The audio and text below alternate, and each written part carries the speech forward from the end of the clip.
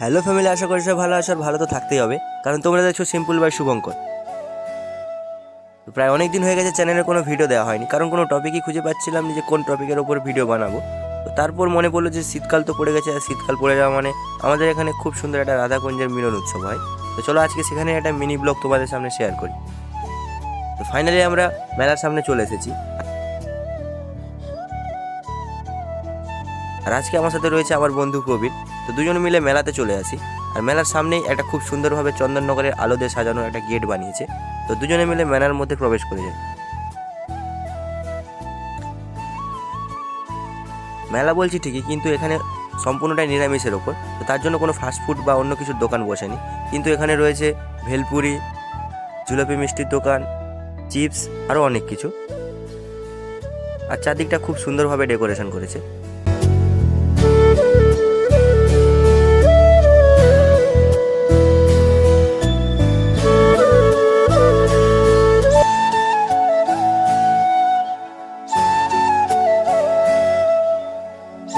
তারপর আমি চলে আসি স্লোমো ভিডিও বানানোর জন্য। चलो भाई देखो अब मैं क्या करता हूँ। আর সেখানে আমি খুব বাজান বেঁচে যাই ইলেকট্রিক শপ থেকে।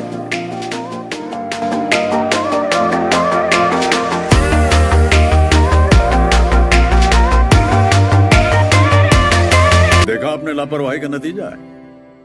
তো এটা থেকে বাঁচার পর প্রবীর আমাকে বললো যে তুই আবার এই লাইটের মধ্যে দিয়ে হেঁটে আয়, কারণ ওর আজকে ইরাদা ছিল যে আমাকে কারেন্ট শট খাওয়ানোর জন্য। তো তোমাদের ভাই ঠিকঠাকভাবে হেঁটে এসেছে।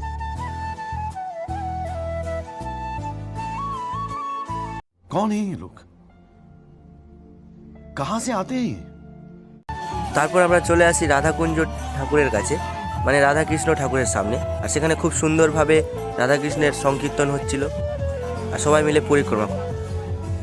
তো তারপর প্রবীর বললো যে তাকে খিদে পেয়ে গেছে, তো তার জন্য আমরা চলে আসি ভেলপুরির দোকানের কাছে, আর গরম গরম ভেলপুরি এক প্লেট নিয়ে নিই, আর দুজনে মিলে খেতে থাকি।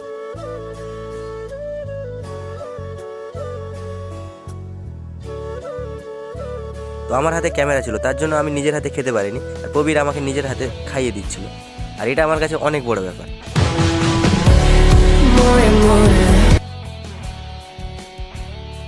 খাইয়ে দিচ্ছিল ঠিকই, কিন্তু ভেলপুরিটা প্রচণ্ড গরম ছিল, আর তখন আমি প্রবীরকে বলতে চাইছিলাম, Inky Pinky Funky, Daddy bought the donkey, donkey died, Daddy. তো যাই হোক করে ভেলপুরিটা খেয়ে নিই। তো তারপর আমরা চলে আসি মঞ্চের সামনে আজকে, কারণ আজকে এখানে আসতে চলেছে জি বাংলা সারেগামা খ্যাত তুলিকা ও গঙ্গাধর। তো তাদের গাড়ি চলে আসে, গাড়ি আসার পরে রাস্তা থেকে নামতে গিয়ে গাড়িটা ফেঁসে যায়। তো প্রায় আধা ঘন্টা এখানে কাটানোর পর গাড়িটা ফাইনালি বেরিয়ে যায়।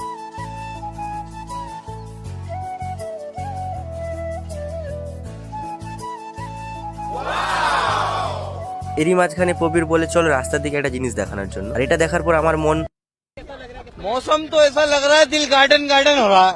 बहुत मजा आ रहा है यहाँ पे, क्या लबे सीरी सा लग रहा है दिल गार्डन गार्डन। तो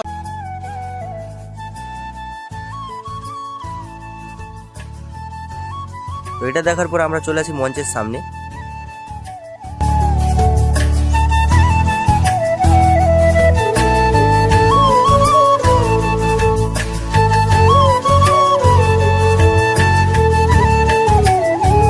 আর এই কাকুগুলো প্রায় 1 ঘন্টা ধরে এখানে ইনস্ট্রুমেন্টগুলো রেডি করতেছিল। 1 hour later. 2000 years later. তো ফাইনালি এবারে হয়তো গান শুরু হবে, আর মঞ্চে এসে গেছে তুলিকার গঙ্গাধর। তো চলো তাদের কিছু গান শোনা যাক।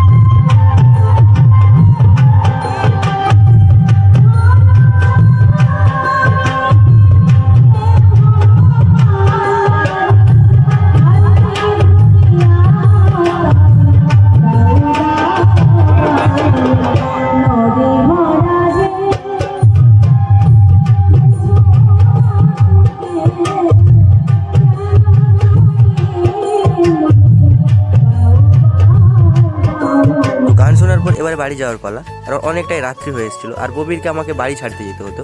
তো প্রবীরকে বলছিলাম যে আজকে তুই বাইক চালা, কিন্তু প্রবীর বলছিল যে না, আজকে আমি বাইক চালাবো না এই ঠান্ডাতে।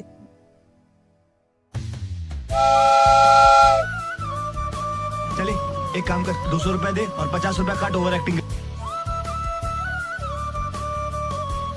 কিছু করার নেই, আমাকেই বাইকটা চালাতে হবে। hey, क्या करें सबकी आती नहीं हमें आती नहीं।